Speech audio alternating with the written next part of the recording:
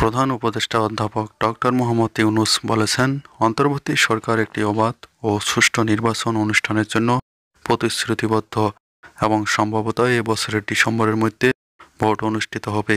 সোমবার ঢাকায় রাষ্ট্রীয় অতিথি ভবন যমুনায় ইউরোপীয় ইউনিয়নের সমতা প্রস্তুতি ও সংকট ব্যবস্থাপনা বিষয়ক কমিশনার হাজদা আল হাবিব তার সঙ্গে দেখা করতে গেলে আলাপের এক পর্যায়ে একথা বলেন প্রধান উপদেষ্টা অধ্যাপক ডক্টর মোহাম্মদ ইউনূস। সাক্ষাৎকালে ইইউর কমিশনার হাজদা আল হাবিব বলেন, ইইউ এবছর বাংলাদেশে রোহিঙ্গা সংকট মোকাবিলা ও মিয়ানমারের পশ্চিম রাখাইন রাজ্যের সংঘাতে আটকে পড়া মানুষের সহায়তায় ৬৮ মিলিয়ন ইউরো সহায়তা দেবে। এছাড়া বিভিন্ন বিষয় নিয়ে আলোচনা হয়েছে তাদের। জনগণের ম্যান্ডেট নিয়ে সংসদে গিয়ে জাতীয় নাগরিক পার্টিকে সেকেন্ড রিপাবলিক বাস্তবায়ন করতে হবে বলে মন্তব্য করেছেন বিএনপির স্থায়ী কমিটির সদস্য আমির খসরু মাহমুদ চৌধুরী। তিনি বলেন, নবগঠিত রাজনৈতিক দলের যে কোনো ভাবনা বাস্তবায়ন করতে হলে জনগণের মুখোমুখি করতে হবে। জনগণের ম্যান্ডেট নিয়ে রাষ্ট্র ক্ষমতায় যেতে হবে এবং জনগণের মতামত নিয়ে সংসদে সেটি পাশ করতে হবে। তারপরেই নিজেদের দাবি দেওয়া আদায় করা সম্ভব।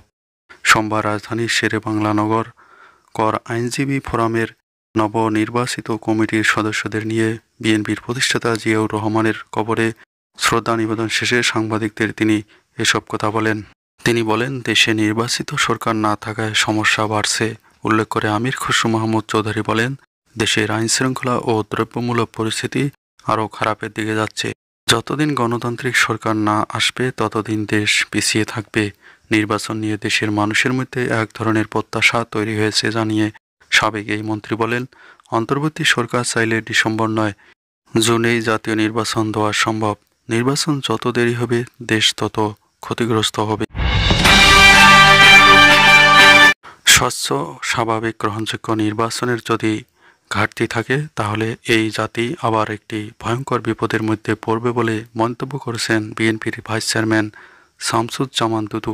তিনি বলেন, ৯০-এর গণ অভ্যুত্থানের পর ৩ মাসের মধ্যে নির্বাচন দেওয়া সম্ভব হয়েছে, কিন্তু এখন কোথায় যেন বারবার আটকে যাচ্ছে। এভাবে চলতে পারে না। যত সময় অতিবাহিত হবে তত ফ্যাসিবাদ মাথাচাড়া দিয়ে উঠতে পারে। সোমবার জাতীয় প্রেস ক্লাবের তোফাজ্জল হোসেন মানিক মিয়া হলে ছায়া আবৃত্তি প্রকাশনার উদ্যোগে জামাল উদ্দিন জামালের লেখা সাবেক সেনাপ্রধান লেফটেন্যান্ট জেনারেল মাহবুবুর রহমান বর্ণাঢ্য জীবন গ্রন্থের প্রকাশনা উৎসবে তিনি এসব কথা বলেন। অন্তর্বর্তী সরকারের নানামুখী ব্যর্থতা ঢাকতেই সরকারি মাধ্যমিক বিদ্যালয়ে ভর্তির জন্য ৫% কোটার অবতারণা করা হয়েছে বলে মন্তব্য করেছেন বাংলাদেশ ছাত্র অধিকার পরিষদের কেন্দ্রীয় সভাপতি বিন ইয়ামিন মোল্লা।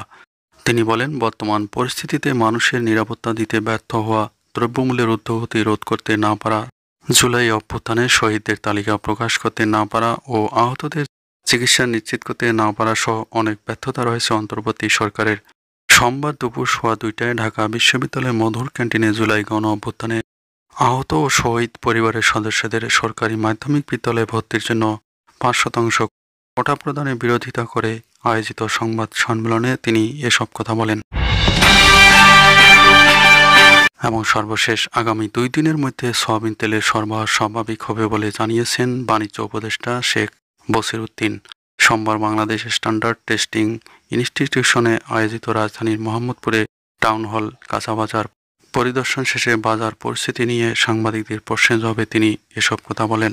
সয়াবিন তেলের সরবরাহ পরিস্থিতি নিয়ে প্রশ্নের জবাবে বাণিজ্য উপদেষ্টা বলেন, নিত্য প্রয়োজনীয় পণ্যের ঘাটতি নেই, সয়াবিন তেলের সরবরাহ কিছুটা কম, এটা অস্বীকার করার কিছু নেই। এখন থেকে সয়াবিন তেলের সরবরাহ পরিস্থিতি উন্নত হবে।